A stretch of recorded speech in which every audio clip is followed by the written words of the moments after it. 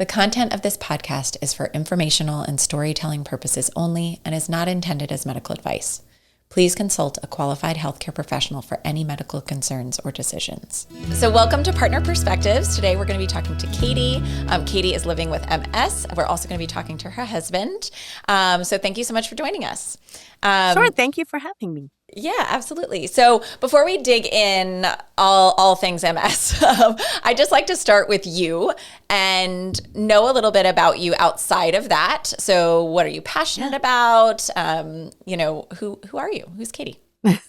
Well, hi. I am a mom and wife, first and foremost, and my son is 12. And my husband and I have been married for almost 15 years, and we love to travel. We're very involved with a lot of local organizations. The fact that we're even home this weekend is an absolute miracle. I actually sent a text message to my husband on Friday that said, "We are not going anywhere tonight," right? And the level of joy from realizing that we did not have to do anything was amazing. But we love to be involved in so many different things. So we're always very, very busy. Getting to be home is a real treat. Yeah. And I mean, that's really it. I mean, I love that. And also a news anchor at Wavy, which is great. That takes up a lot of my awake hours. So all of those things combined. Amazing.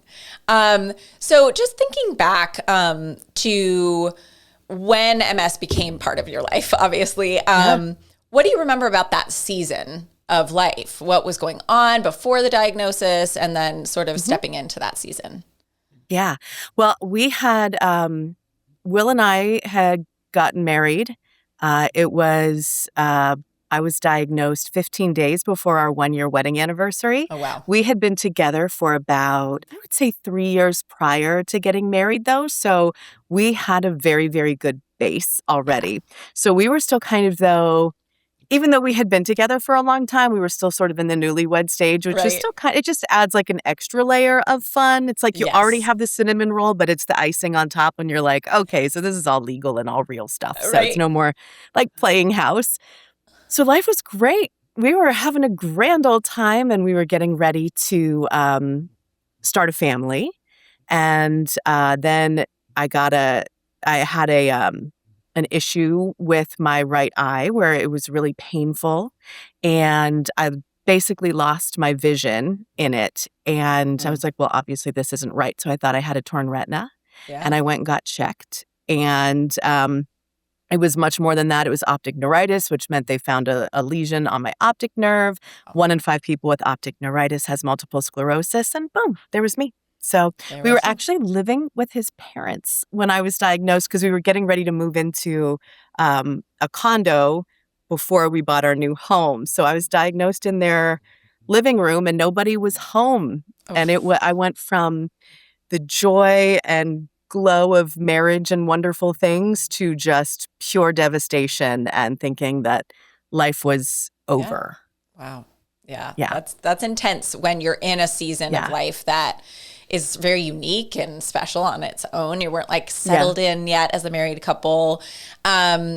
So how did that quite immediately like alter that season? That was again, like, we're moving into a new place and we're these newlyweds and we're going to have a child maybe, or, those kinds of things. How did that quite immediately change your path forward in those moments?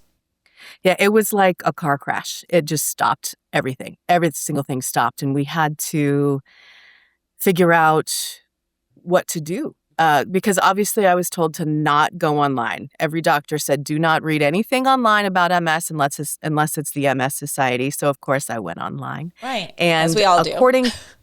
So according to online, my whole life was going to be a wreck. I was probably going to die a very painful death sooner rather than later. And it was going to be awful. None of which was true, by the way. So I guess you listen to your doctors when they say don't go online. Don't go online. But in the moment, it was a nightmare. I think I pretty much cried nonstop for 6 months, except when I was on live television. And then we had to think, when I went into the neurologist, we had to have a real conversation about, can we still have children? And he immediately said yes. So we were like, oh, all right, so we can still do that. And the neurologist explained, like, you can do anything you want until you can't. So we were able to, figure out what worked. But due to the timing of my diagnosis, the neurologist said that was in August. He said, if you're not pregnant by December, you can't get pregnant for a year because we need to put you on medication to try to prevent more lesions from forming and to try to prevent any other flare-ups. So, the whole, well, we can just try to get pregnant Yeah. and see how it goes. That went out the window and it became a job. Like Wow. yeah. Yeah. There was a lot of stuff involved to make sure we were pregnant before December. And we were. But amazing. Yeah, the first couple times when you're like taking the test and you're not pregnant, it's tears every single time because I was like, we're not going to get this. We're not going to hit this deadline. Right. But we did. And so that was a nice silver light in the midst of a pretty dark time. Oh yeah. But also like just thinking through what starting a family looks like on top of that is really interesting. Did you find that concentrating on that was actually a good coping mechanism? Like it gave you really something to be excited about? Yeah, very much so. It did. And, being married to a man who never once has ever, with my MS diagnosis, been like, well, what are you going to do about it? How are you going to handle that? What are you going to do when you get pregnant? It was, all right, so you're diagnosed. How do we move forward? What do we need to do? What happens to us when you have the baby? What do I need to do to help you recover? Because, recovery after you have a baby, that is a me thing. But he was always like, how do I help the we? And it was never just like me having to do everything myself. I always knew that I had someone right there. So that was really helpful. And it was also like, I knew when I was walking down the aisle that I got it right, which I always thought was the best feeling in the world. But then when you have something really early on that tests the vows and he keeps the vows, like you don't get anything better than that. So that was anything he needs in his life, whatever, go golfing, go do your thing, go do what you want, fine, go. Because it's always been really nice to have someone who's a we, not a you in the relationship. I think that's a great testament to, how he responded to such a tough time. So, obviously you get this diagnosis. You knew probably limited things about it. Then you did the dreaded internet search. Yes. And so in that moment, did it go from like this click of like, this is staying, like, this is not a, like, I'm going to get better. This is like I'm going to maintain. And I guess like mentally and emotionally, what is it like when like I can't get healed from this per se? I know for me, I felt like a ticking time bomb because I didn't know when my next symptom was going to pop up. And for me, it wasn't an if, it was a when, even though like as you get more knowledge about multiple sclerosis and you live it longer, you realize it really is an if, not a when. But like everything, when I was new to the disease, I was like, oh, is this another symptom? Is this a new symptom? Right, like you get a headache. I'm like, is this it? Like, I don't hear very well out of my right ear for some reason today. Is that MS? Well, no, it's because I have an IFB, an earpiece in my ear every day. I can't hear out of it ever because of work. But yeah, it was like you really do just feel like a ticking time bomb. And you also feel like everyone can see it and they can't, So it's this weird thing where everybody you look at, you're like, you're looking at me like I have MS. And they're not. But everything is mind games. And I am probably like one of the least jealous people in the world. I'm like, if something great happens to you, I'm so pumped. And I just like, I'm a siphon. I feed off of other people's joy. Like I enjoy their joy and it makes me feel good. But at that stage when I was diagnosed, I would walk into the TV station and I would see all of my friends and they're smiling and they're like, Katie, how are you? And, they're happy and they're joyful. And I just felt venomous, like internally. Externally, I was like, hey, great. Yeah. But internally, I was so jealous because I was like, you don't have to worry about a thing. You can do our job. You can do your job and you can live your life and your life is going to be awesome. And I don't know what mine's going to be like. And that was so terrible because I hate jealousy. I don't like how it feels. And I really don't get jealous of people that much because I genuinely enjoy what happens to them. But that was a really weird, rough feeling for a while. Interesting. Yeah. And then I got over it. Yeah. I just was like, right. You're like, I'm just going to push past I'm it. done with this. Yeah. So just to touch on that, I think that's a really interesting thing to think about, how something like this can quite literally like change certain aspects of your personality or how you function day to day. And so, allowing obviously very normally for something human like that to creep in. This isn't the Katie that you are. Yeah. How did you sort of process through? Because I'm sure there were other emotions that might come in and you were able to push them out easier. But for some reason this stuck and you're like, this isn't me. Like how do you feel you were able to sort of like get yourself out of that funk? Was it just time sort of or okay. Yeah, it was. And, I think with multiple sclerosis, but I really think with anything, any disease, any loss, anything that happens in your life, you go through the stages of grieving where, at first you're devastated and then you're angry and then you're sad and then there's acceptance, even though you don't like the acceptance. And then things start to feel a little normal, but you don't feel like they should. And then you're like, all right, I don't like how I feel about any of these things. And if I want anything else good and positive to happen where I can feel happy again, I have to just let it. But you have to be willing to let the happiness in. So I started to look for joy in little things. And this happened, I had to do it when I got the worst flare-up I ever had years later. But I had to find joy in tiny things where it was like, okay, today if I can find joy in my favorite cup of tea, that's great. Or, okay, it's really sunny outside and that's awesome. I could find joy in that. And then have a great husband. We had our child and I was like, all right, I can find joy in these things. And that was really helpful to do. But I had to force myself to find the joy in the situations because I couldn't find it for a little while. Yeah. And that makes sense. And then by sort of practicing that so intentionally, do you feel like it got to the point, for you for today, where you do it almost more automatically than during that time that you were like, okay, I don't want to do this today, but I'm going to make myself.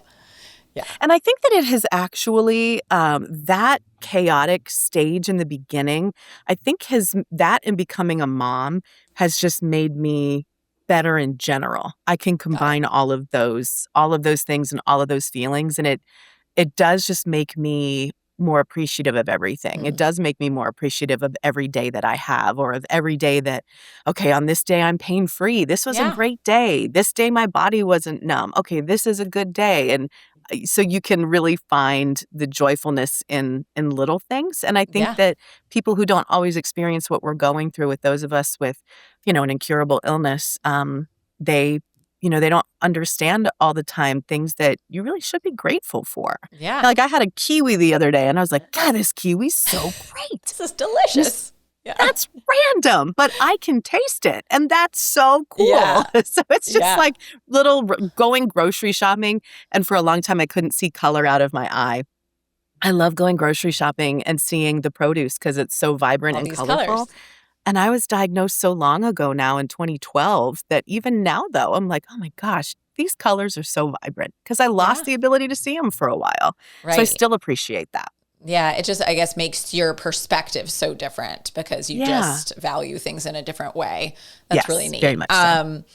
So obviously, you knew that your future was going to look different. So it's you're on the cusp of this life stage. You know your future is going to look different. And so both with, your family, you were told, okay, you need to go ahead and get pregnant. And maybe if you hadn't been told that, you wouldn't have been thinking, I'm going to do that now. If they hadn't told you that might have not been what you concentrated on. And then in addition to that, knowing that you had goals for yourself in your career, I guess right from, okay, I have MS to I'm going to keep pushing forward at my job. I'm going to keep pushing forward for the things that I want for my future. Like, what did that time period look like from diagnosis to I'm just going to keep going? Like, did you let yourself, like, did you just compartmentalize and show up every day? What did that look like? It was really the strangest time in my life, in that not just because of the diagnosis, but I knew that I wanted to be the morning anchor at a TV station. I knew that that was the shift I wanted to work because I could focus on my family. And our morning anchor at the time left. She decided that she was going to get out of the business. And so I got diagnosed, and work knew, because I was the weekend morning anchor, but I had to have several weekends off because I couldn't see the teleprompter to read it. Bright lights kind of blew out my vision, so I couldn't see well. So I got diagnosed, and I immediately called my news director and my general manager and told them I was diagnosed. And I felt like I needed to tell them right away because they had been with me every step of the way for all of this testing. Some people are like, I don't need to tell my bosses. But I was like, well, I mean, they now need to know why I needed these weekends off and all of these things. So I told them. And then my husband and I went to Boston to visit his family. And so it was still like a secret between the two of us. Okay. But my bosses knew. And then I got a call while we were in Boston. So this is like 2 or 3 days after I'm diagnosed with MS. And I'm still like crying next to my husband in bed in his aunt and uncle's house, who did not know about this diagnosis. And I got a call from my boss, and they were like, hey, when you come back to work next week, we're going to have you fill in on the morning show. And I was like, oh, is this just for the week? And they said, no, it's indefinitely. And I was like, these crazy loons are going to have me at this stage basically audition for the morning show. So I was super excited, but at the same time, I'm like, I am a mess. So I got back to the station. Nobody at Wavy other than the 2 people that I mentioned knew. And I would do the show, and I would, in commercial breaks, go behind the scenes and bawl my eyes out. And the director would say, okay, you got 60 seconds. And I would come back, I'd powder up, and I'd sit there and I'd anchor the show. And then for the job that I wanted at the station that I wanted, where I wanted to work and to stay, and then I'd go behind the scenes and cry. And then I would go back on and powder up and smile and be the morning person. And I was faking it till I made it. Yeah. Fortunately, I was in drama club in high school. So I did very well with that. And then they gave me the job, and they never even made MS a thing, because they knew that basically what my neurologist said was, you do it till you can't. And here I am. I've been the morning anchor for almost 14 years. Yeah. So, but it was such a wild time in my life, because I was a mess internally, and externally I couldn't be. And in the end, I think for me, that doesn't work for everybody, but for me, that pulled me along, because I had to face it in front of hundreds of thousands of people without them even knowing. All these eyes were on me. I can't be a disaster. So I wasn't. And then in the end, I ended up not being a disaster at all. I just dealt with it. Yeah. So that was going to be my next question, was like, do you think that actually was a good thing? Because they didn't give you time to sort of have those moments of pity, or you did, but it was like limited. Like, I can do it for the next 8 hours break, and then I'm back on TV, right? I have 3 minutes where I can't feel pity for myself, and then I have a commercial break where I can. And then I powder back up and go back on for 5 minutes, and then for 1:30 I cry, and then get a grip and go back on. So I was very segmented in when I could feel bad for myself. Right. That's amazing. So did that impact your ability to be vulnerable other times? Like, did you find yourself sort of like shutting down emotionally, like after a shift like that, where you kind of had to hold your composure? Or was it like you get home and you're just like, oh, like, is it this release after work? Or did you find that like over and over every day having to sort of on the outside look this certain way, even though, like you said, you were a mess in the inside? How did that impact you outside of work? That's a great question. To be honest, at that stage in my life, I was so focused on getting that job, I don't remember, because I was like, I know I'm very good at napping anyway, so I know I went home and napped. But then I just lived. Like I just did what I had to do. Yeah. And it was really all about getting that job. And I Right. did. So like I was so focused on that aspect. I don't even remember now what I did. Interesting. I just did it. Gosh, I would really have to reflect on that for a while to think because Yeah. I just came home. Right. You're That like, was you just kind of get up and you go and you do the thing Yep. and it becomes sort of a blur. And again, I think like adding that job on top of a pregnancy a few months after getting the job. And so all of those pieces, it's almost like you just don't have time for some of that. I didn't have time to think about it once I left. But I did. It was such a humbling thing because, we have to do our own hair and makeup. Well, I couldn't see out of one of my eyes. Gosh. So if I'm trying to do my makeup for my right eye and I close my left eye, sorry if you can hear my dog.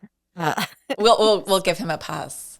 Yes. So if I had to do my makeup and I closed my left eye, I can't see to do this eye makeup. So we had a weekend sports anchor, Ali Lucia, and a weekend reporter, Ann McNamara, and they would come in and whoever was in the station at the time, and they would do my eye makeup on my right eye. And, it was so humbling to have to ask for that help. Yeah. But at the same time, then you're reminded of, and they were two of the people that when I would see them, I was so jealous. And I hated being jealous because they're like the greatest people alive. And then I would have to ask them to help me with my eye makeup. And we would end up laughing every time where they were doing it and we'd laugh and we would joke around. And it was just, it was crazy to realize and to learn how many people were willing to help you and wanted to, because, people want to help you, but they don't know how. And so in these situations, they did. And so I can remember everything about work. I just can't remember about what happened when I got home. Yeah. Well, I think that's a testament to like just that hyper focus during a time when it's like everything's out of control. This is my moment of control to a certain amount. But I think also hearing you describe this like myriad of emotions where, you're envious of these people, but you have to rely on them. And it's like, I'm being strong, but I'm also have to be vulnerable by asking. And then I'm strong in front of the camera. And just like thinking about like almost like the emotional exercise that is that you don't have a choice. Like it's not like you can say, I chose to go through that, it wasn't a choice. You chose to have a career and you chose to really push. So I think that's like a testament to just kind of like what we're willing to put ourselves through and endure when we really feel passionate or excited or about something, so absolutely. So I think that's great. So kind of switching gears and talking a little bit about your relationship with your husband. Again, you were a newlywed when you got this diagnosis. So how do you feel like this diagnosis changed the way you view yourself as a partner? Do you feel like some of these things that you went through made a difference in the way that you relate to your husband? I do. Yeah, for sure. And I have to say that we are super blessed that my MS and my symptoms are not as bad as what some others could be.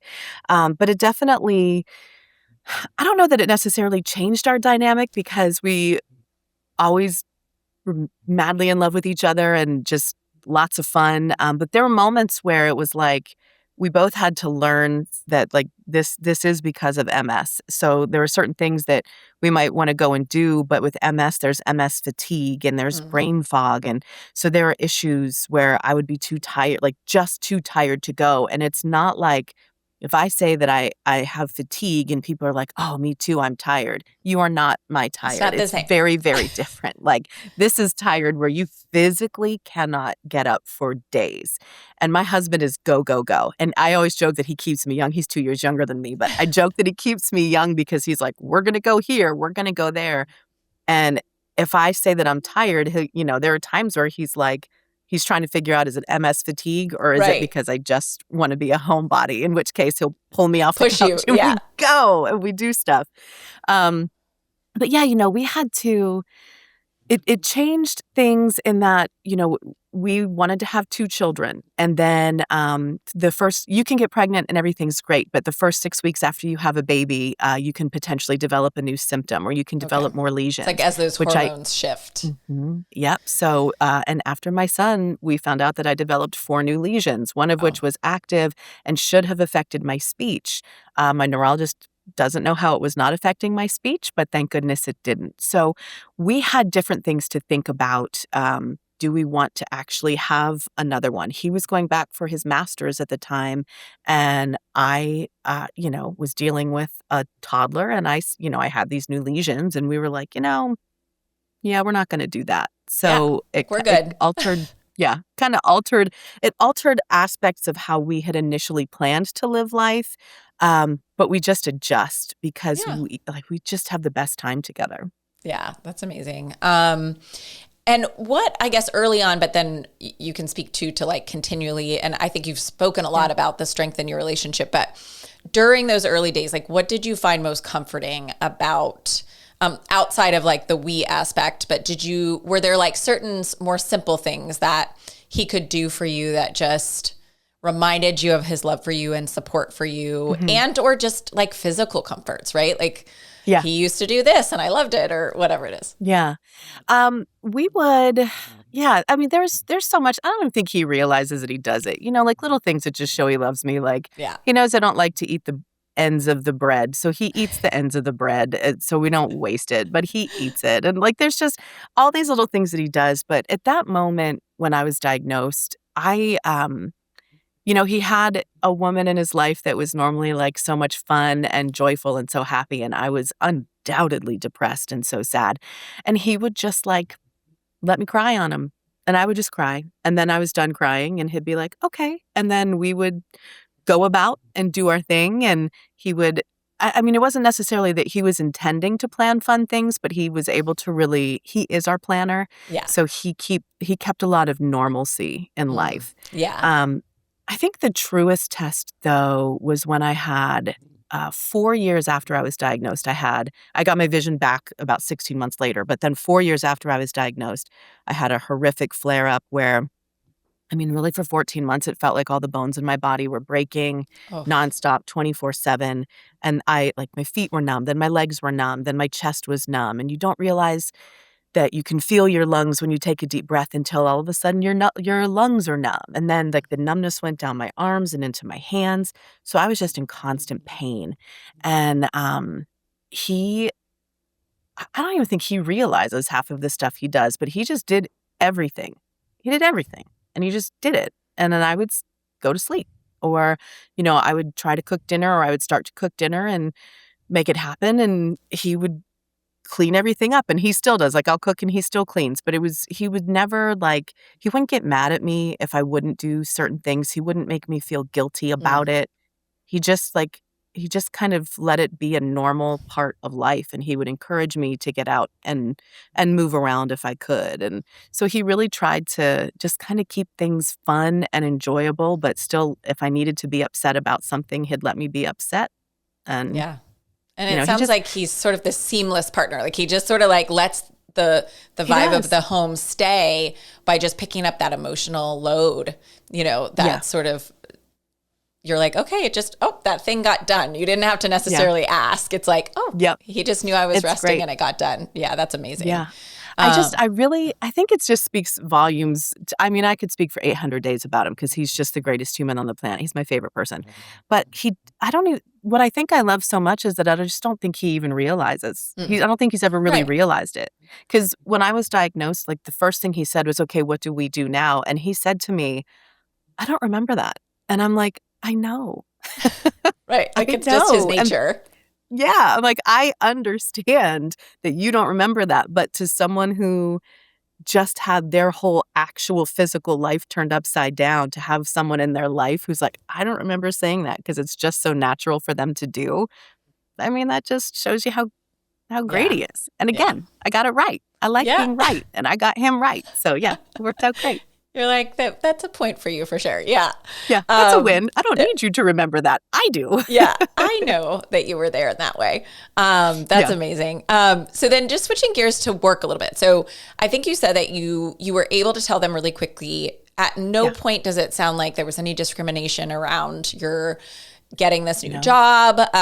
It's like they just were like, this is a good opportunity for Katie and we trust her and we're putting her in there. And there just wasn't a moment of that. And so for someone that is career driven, to get a diagnosis like this, not knowing how it's going to impact things, what did that mean, having your company and your actual boss and your coworkers just support you in a way that made you know you could continue doing the thing you were passionate about? Yeah. I mean, I think it's one of the reasons why I have done so well with my MS and with my diagnosis, because I go to a place where they know that I'm comfortable asking questions. And so they being anybody I work with, so often wants to learn about it. And they will ask questions. They ask about my hands, which, I have the feeling back in my hands now, but for 5 years I didn't. Oh, wow. And, so that I got the feeling back in my hands. So they'll talk about it. And they try to teach others about it, and they will join me for Walk MS. The station decided to become the main media sponsor for Walk MS. So they do promos for Walk MS. And, it's so great to be supported, because I know while technically it is illegal to not give someone a project at work or not promote them at work, that happens to people with MS. Sure does. And all of a sudden they find, oh, I was supposed to get this big project, but it went to somebody else. But Wavy they have never done it. They've never made it a thing. And they have worked so hard to make it the best place for me there. We just got a brand new set, and our old set it was like a horseshoe shape. And they had a big step up to these monitors where we would have to stand. And the anchors to get to our seats had to step up to get to our seats. Well, when I had this really bad flare, I had a hard time lifting my legs properly. I could, but it felt really bad. So when this new set was being designed, they designed it with no step-ups. Everything was flat on the ground. They designed, and that wasn't just for me. It was truly for the safety of others. Right, but it's better. they had that in mind. And then we got a new teleprompter system where, should we have to run the teleprompter on our own, they got these hand remotes. And internally, when they told us about these hand remotes, I was like, well, great. Because these, while I can feel them, they don't work well. Right. And when the meeting was done, my general manager came up to me and was like, don't worry, we got a foot pedal for you. And I was like they think of all of these things. Without you having to say, please give me this accommodation. It's like it's like the definition of walking the walk, Yeah. Yeah. So, they think of, they're very thoughtful in this process. And like that, to not have to worry about that I can have the career that I wanted to have. How do you leave that? How would you not be appreciative of what they've done? They're just wonderful about it. And you hear a lot just of stories of people in regular careers that are, have these issues with their employers. And so I think what a testament to, again, your passion for your career, but then also being supported in that way by your company. It's huge. That's amazing. And then I do want to ask then, do you have any thoughts on the way employers can support people living with chronic illness, just from your perspective, what you've seen? Obviously you're getting these accommodations and these types of things. And so do you find just the open dialogue most effective, or these accommodations? What has been most meaningful to you in terms of the way that you've been treated as an employee? I think the biggest thing for employers is don't assume that we can't. The best thing that I was told, and I've said it a couple of times in this, is that you can do anything until you can't. So let us do it.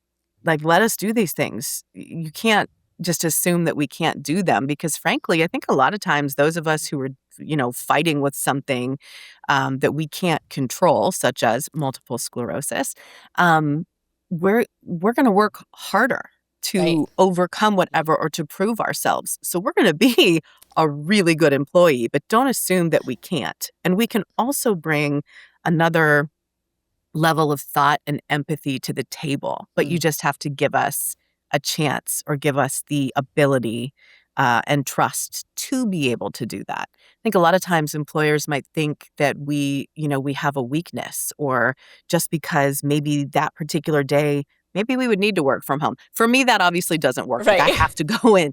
But there are certain times where, like, does that person really have to be there that day if they're having an issue with their illness, but they could do all of their work from home, but they just might not? Because with MS fatigue, you don't necessarily, to even shower, you have to take like a 20-minute break after you shower. Wow. It's just too much. If they could do that from home, let them.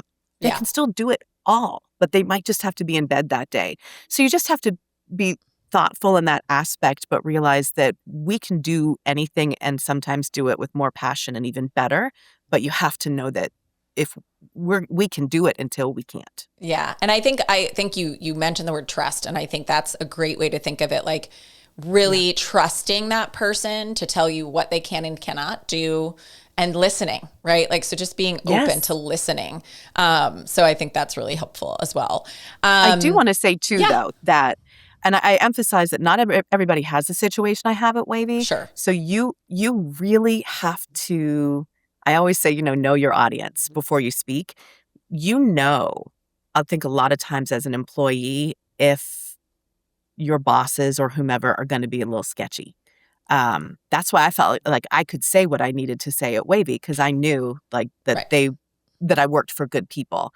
But if you're worried that it's going to impact your job, maybe you do have to keep that quiet. But then you also have to think, for your own health and well-being, should I be here or should I be elsewhere? And that's a hard conversation to have with yourself.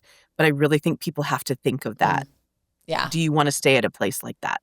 Yeah, that's a really good point. Work is such a big part of our lives that you don't want to be miserable or unsupported where you are. So yes. Okay. So just to kind of wrap up, just two final questions. So what do you feel most hopeful about today? Well, I feel the most hopeful about the fact that I think that there's a cure on the way for MS. I don't think there's a cure for me, but for me, a cure looks like something for people down the road that would prevent them from getting it. We're really, really close to connections between mono and a potential link to multiple sclerosis. And because I had mono and I have MS, but there's, and obviously not just me, the research shows that a lot of people have that. And then there are different things in life that have started to be linked to multiple sclerosis that had not been before. And there are certain, I think, vaccinations that could be created soon that could potentially prevent MS in people. And that, to me, is as close to a cure as we can get. Like, we might be able to find something that's going to stop MS in those of us who have it, stop the progression. That's not a cure, but that still works. That's great. I don't know that in my lifetime it can be reversed, but like the symptoms and all of that, but we're also getting close to that. And I'm so excited about the treatments that are out there. I know the treatment that I'm on, I was a guinea pig when it came out, and it has worked so well to really halt the progression of my disease. And my neurologist said, MS is not going to be the cause of your death. And that was probably one of the greatest things that I could hear. But, 25, 30 years ago, before they had these medications, and that's not that long ago. It's not. People didn't have that. They didn't hear those words that often. And that's why we do Walk MS and Bike MS. And that's why we ask for donations, because we need the research to save lives and to stop MS for others. And frankly, if we could stop it for others, that will be good enough for me. I would be so happy to know that my friends and family couldn't get it. That'd be great. Yeah. Awesome. Well, thank you so much for your time, Katie. This has been amazing. I really appreciate your perspective just on these different parts of life, because I think not everybody, has kind of like that passion for their career. And I think that's just such an important part of this story, and just how dynamic you are as a person as you've gone through this. It's really helpful. So I appreciate it. Thank you very much. Thank you for caring enough to ask the questions. I love being able to share the story so people can learn about it, because I always say you can't find a cure if you're quiet. Yeah. And I believe that. That is reality. So thank you so much and have a great afternoon. Sure. All right. Thank you. You too. If you want to hear the other side of this partner story, make sure to like and subscribe.